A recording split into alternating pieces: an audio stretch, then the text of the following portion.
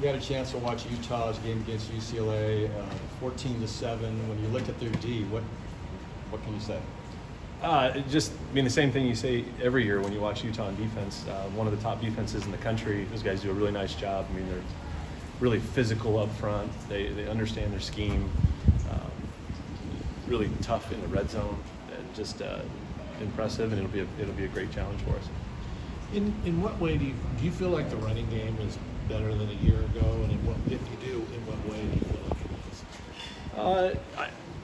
I don't know. It's too early to tell that way, but so far I've been pretty impressed with the run game. I still know there's room for growth, but I just think a little bit more consistent maybe in our targeting up front, and I think our guys are really firing off the ball and doing a good job of making it physical up front. But I've been pretty pleased with it, and I know Coach Mahalchek would sit in there and tell you that it's way too sloppy right now. But I like the way that we're running the ball. The backs are hitting the holes, and there's a lot of veteran guys in that unit that have been repping those plays for a lot of years. We've got to continue to complement it with the pass game. It feels like they're more explosive. There's more explosive plays on the running game this year. Is that fair to say? Or? Yeah, I haven't looked at the numbers exactly I mean, to see if it is, but yeah, I feel like we've been able to hit some explosives there, and I think some of that, our receivers are getting involved, blocking downfield, and even sometimes around the line of scrimmage, and credit to those guys. But I think that's where explosive runs happen. You get those guys blocking downfield. Doesn't help or hurt that you have a guy like Damian too. I mean, it's got to be reassuring, if not a security blanket for you when you come in place. Yeah, no, Damian's running the ball well and confident in what we're doing. And then at Fenwick, it was great to see him get going and get over 100 last game as well. Jonathan mentioned yesterday that it's been a little hard for DJ to get in rhythm because of the running game being so successful. How do you get him in rhythm? Yeah, that's the challenge. It's kind of like, man, we've been running the ball so well, and that's definitely the strength of our offense. Is we feel a good scheme that our kids are confident in, and our offensive line veteran group. And sometimes it's tough as a Q when you're running the ball so well. You're just throwing it on third down, or maybe every 4 runs and then a pass. And so I think that's what we're looking at is ways that we can get in maybe with some either some quick game or some movement passes to get him some rhythm early, and maybe do a better job of that to just get him in the flow of the game. Did you feel like that was a problem last year too? I think it's challenging for the Q, at times, and it's just when you're running the ball, I think sometimes that's a good problem to have, because we want to run the ball around here and roll the clock and get our backs going. Anthony Gould has turned heads, returning punts, and his blinding speed. But I thought that catch he made in Pullman late in the game was pretty darn impressive. What about his versatility?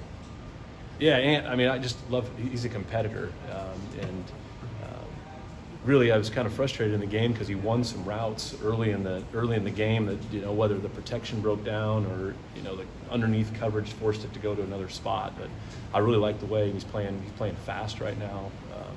And it was great to see him when we needed him at the end of the game. We were down, and some of that 2-minute drill come up, and that go ball was a big time catch. But love Ant, and I see him getting more touches as it moves on. When you look at DJ and how he's presumably looking to respond from last weekend, what is he like behind the scenes? His demeanor, his work, is it remain the same as it's been all season? Does he ramp it up? Like, what's that look like from your perspective? He stays the same. I mean, we have a process around here, the way we go about things in the quarterback room. And he's been doing an awesome. He comes in, spends a lot of time, works at it, and I just think keep doing what he's doing, and we'll keep working with him, and I think things will work out. Jack Belling's had some catches this year, but how do you get the tight ends more involved in the passing game? Yeah, that's another one. The numbers aren't, I guess, as high as you'd ideally like to see, and I'm a little bit frustrated in that regard because there's some stuff that was called, particularly in the first half, that you game planning, you're like, that's going to have a pretty high percentage to go to Belling or one of the tight ends, and then the coverage or something takes that away, and you end up having to check it down or go somewhere else with the ball. And I think there's a little bit of that, and then there's some where, right now there's only a limited number of passes to go around, and I like Silas and Ant and Josiah. We've got some weapons that, but with limited passes, it's hard to get all those guys a bunch of targets, and so we'll see. Just keep running the ball, how many there are to go around. So it hasn't been for a lack of, or putting wraps on until you get No. down the road? Or No, and I think we love those guys. Those guys Jack's a super talented player, and we want to get him involved in it. And there's been plays, I guess what I'm saying is there's been plays called for it that just for whatever reason